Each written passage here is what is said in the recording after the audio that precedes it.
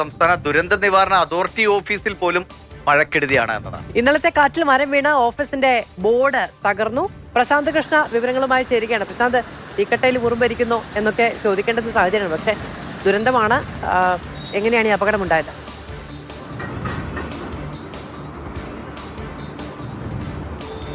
മാധു, വെള്ളയമ്പലത്തുള്ള സംസ്ഥാന ദുരന്ത നിവാരണ അതോറിറ്റിയുടെ ഓഫീസാണിത്.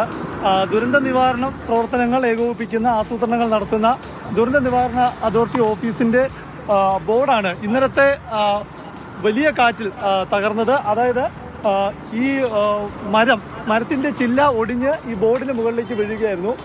ഈ ദുരന്ത നിവാരണ അതോറിറ്റി ഓഫീസിന് അകത്തു നിന്ന പ്ലാവിന് മുകളിലേക്ക് ഈ റോഡരികിലുള്ള മരത്തിന്റെ ചില്ല വീണ് അതൊടിഞ്ഞ് ഈ കാണുന്ന ബോർഡിലേക്ക് വന്ന് പതിക്കുകയായിരുന്നു. അങ്ങനെയാണ് ബോർഡ് തകർന്നത്. ഇപ്പോൾ ഈ മരം വെട്ടിമാറ്റുന്ന പ്രവൃത്തികൾ നടന്നുകൊണ്ടിരിക്കുകയാണ്. അതായത് ഇന്നലത്തെ കാറ്റിൽ ദുരന്ത നിവാരണ അതോറിറ്റിക്ക് പോലും രക്ഷയുണ്ടായില്ല. തിരുവനന്തപുരം നഗരത്തിലാകെ ഫയർഫോഴ്സിന്റെ 77 കോളുകളാണ് മരങ്ങൾ വീണതായുള്ള അപകടങ്ങൾ റിപ്പോർട്ട് ചെയ്ത് കോളുകൾ വന്നത്. അതിലൊന്നാണ് ഇത് എന്ന് തന്നെ പറയാം. കാരണം ദുരന്ത നിവാരണ അതോറിറ്റി ഓഫീസിനകത്തുള്ള മരങ്ങളെല്ലാം തന്നെ അവർ വെട്ടിയൊരുക്കാറുണ്ട്.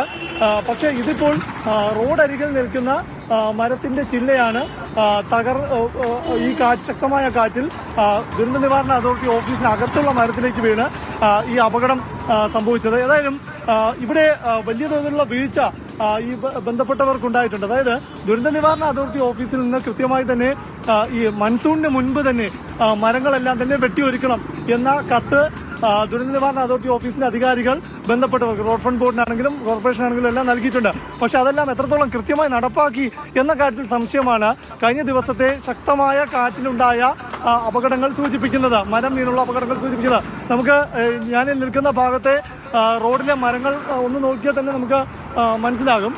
അതായത് റോഡിലേക്ക് തണൽ മരങ്ങളാണ്. തിരുവനന്തപുരം നഗരത്തിൽ വെള്ളയമ്പലം, കവടിയാർ ഭാഗത്തെല്ലാം വലിയ തണൽ മരങ്ങളുണ്ട്. പക്ഷേ ഈ തണൽ മരങ്ങൾ പലതും റോഡിലേക്ക് ചാഞ്ഞു നിൽക്കുന്നത് കാണാം. അതായത് മൺസൂണിന് മുൻപ് തന്നെ ഇവയെല്ലാം വെട്ടി ഒരുക്കേണ്ടതാണ്. ഇന്നിപ്പോൾ ഞാൻ ഈ വരുന്ന വഴിക്ക് തന്നെ കണ്ടത് AKG സെന്ററിന്റെ ഭാഗത്തെല്ലാം തന്നെ KSEBയുടെ ഉദ്യോഗസ്ഥർ. ശരി, ഇതാണ് തിരുവനന്തപുരത്തെ സംസ്ഥാന ദുരന്ത നിവാരണ അതോറിറ്റിയുടെ ഓഫീസിന് മുന്നിലുള്ള കാഴ്ചകളാണ് പ്രശാന്ത് പങ്കുവച്ചത്. പല